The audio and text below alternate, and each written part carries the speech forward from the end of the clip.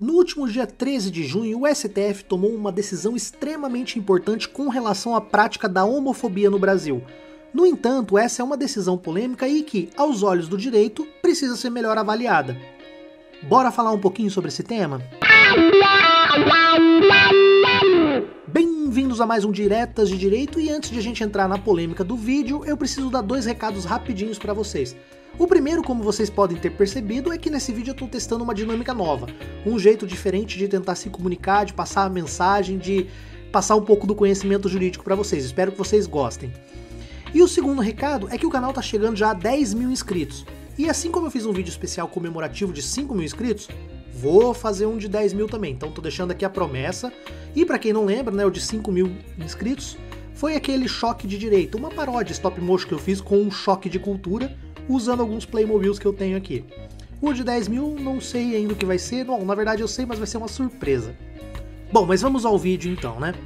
Como dissemos anteriormente, o STF decidiu criminalizar a conduta da homofobia em uma decisão que teve como origem uma ADO.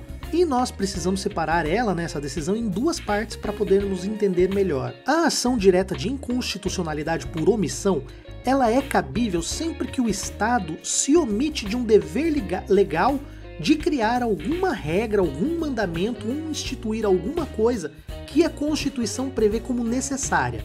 Realmente o Estado vem sendo omisso e não proveu, até o presente momento, nenhuma norma legal que incluísse a comunidade LGBT no rol de proteção que a lei do racismo traz para proteger algumas minorias. No caso, a Constituição Federal diz lá no seu inciso 41 que a lei punirá qualquer discriminação atentatória dos direitos e liberdades fundamentais. E essa lei, a lei do racismo, ou lei 7.716 de 1989, ela prevê a criminalização do preconceito contra qualquer pessoa em razão da raça, cor, etnia, religião ou procedência nacional. E o desejo da comunidade era ver ali incluída também a questão da discriminação por causa da sua orientação sexual. Se vocês quiserem entender um pouco mais sobre as inconstitucionalidades, eu tenho um vídeo que fala sobre as espécies de inconstitucionalidades e vou deixar linkado aqui nos comentários. E como funcionam essas decisões? Bem, se o STF concordar com a ação, isso é, entender que realmente há uma omissão, ele julga a ação procedente e dá um prazo para o Congresso Nacional, que é quem tem legitimidade para confeccionar leis, para editar a norma, para criar uma lei completando essa lacuna legal, ou seja, atendendo à ordem constitucional de punir esses atos discriminatórios. Nesse ponto, a sentença do STF está correta e eu concordo 100% com o teor da sua decisão. Mais do que isso, também ela está de acordo com a Lei 9.868 de 99, que especifica como se dá o trâmite, como deve rolar toda essa ação de inconstitucionalidade. Porém, essa decisão tem uma segunda parte em que o STF foi muito além de estipular o prazo. Agora, o que eu preciso deixar bem claro é que, embora como cidadão, como ser humano, eu goste dessa decisão, eu acho ela importantíssima, eu acho que ela é bem-vinda, por achar que realmente é merecido punir quem age com preconceito, como jurista, por outro lado, eu preciso discordar da forma como ela foi produzida. Exatamente porque vocês acreditam que os fins justificam os meios? Pois é, eu não acredito, eu acho isso errado, E onde que está o erro dessa decisão? A primeira coisa que precisamos saber é que a Constituição Federal diz que não existe crime sem uma lei que assim a defina. Ou seja, para haver um crime que possa ser punido, é preciso haver uma lei produzida pelo Congresso Nacional. Essa é uma garantia que nós chamamos de princípio da reserva legal ou da estrita legalidade. Para vocês terem uma ideia, esse princípio da reserva legal, que também está previsto no artigo 1º do Código Penal, proíbe o uso de qualquer analogia que possa prejudicar o réu. Ou seja, para ser crime, o que está escrito na lei não pode ser diferente nem quase igual, ele precisa ser idêntico. Eu vou trazer um exemplo para vocês do próprio STF. Em 2011, o STF julgou a possibilidade de aplicar analogicamente o crime de furto de energia à prática do furto de sinal de TV a cabo. Vou ler aqui para vocês um trechinho dessa decisão. O sinal de TV a cabo não é energia e assim não pode ser objeto material do delito previsto no artigo 155, parágrafo 3º do Código Penal. Daí a impossibilidade de se equiparar desvio de sinal descrito no referido dispositivo. Ademais, na esfera penal não se admite a aplicação da analogia para suprir lacunas, de modo a se criar penalidade não mencionada na lei, sob pena de violação do princípio constitucional da estrita legalidade.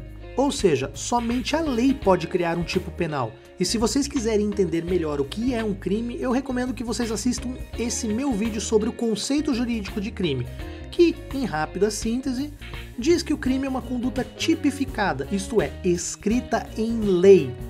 E isso significa que escrita em lei não é escrita em decreto, nem em decisão, nem em portaria, nem em regulamento, somente em lei. Vocês podem até pensar que é um exagero, mas vamos imaginar uma seguinte situação. Logo logo, alguns ministros do STF vão se aposentar por atingirem a idade limite de 75 anos, né, quando são compulsoriamente encostados. Mais um ou dois talvez se aposentem antes, vai saber, porque de repente está muito cansado, está esgotado, está com a bateria fraca já. E, sei lá, de repente algum outro ministro ou dois outros ministros morrem aí misteriosamente num acidente de avião bem suspeito, né? Algo que nunca aconteceu no Brasil. Bom, nesse período, digamos que o presidente aí reeleito consiga indicar pessoalmente 6 ministros do STF, conquistando a maioria da corte. Bom, agora vamos além. Lembra aquela lei do racismo, a lei 7.716 e tal? No mesmo artigo, o artigo 20, que fala da questão dos crimes de discurso de ódio contra todas aquelas classes e que se acrescentou por entendimento do STF a questão da orientação sexual, no seu parágrafo 1º, ela também criminaliza a produção e veiculação de símbolos nazistas para fins de divulgação.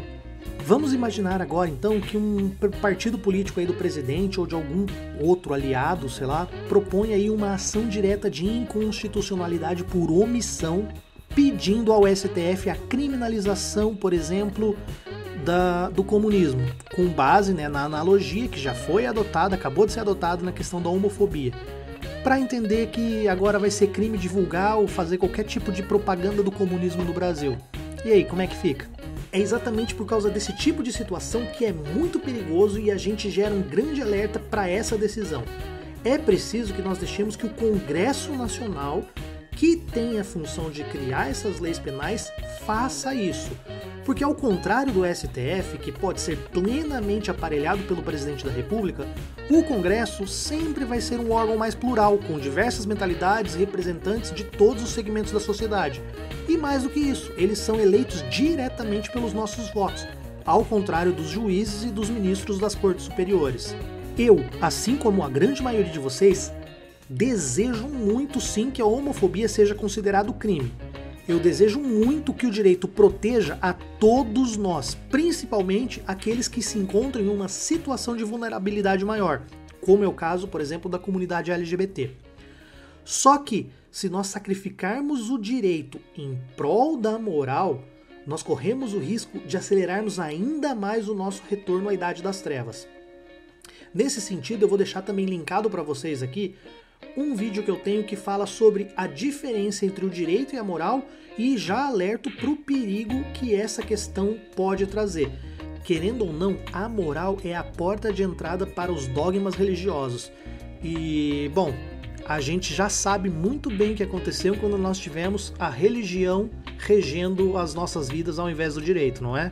Bom, então é isso, o vídeo vai ficando por aqui, eu não sei como é que vai ficar esse formato depois de editado, espero que fique legal, não sei como é que vai ficar a questão da luminosidade, da claridade e tal, mas deixem aí nos comentários depois se vocês gostaram desse estilo, se eu volto a fazer ou não, e é isso aí, a gente se vê no próximo vídeo, valeu galera!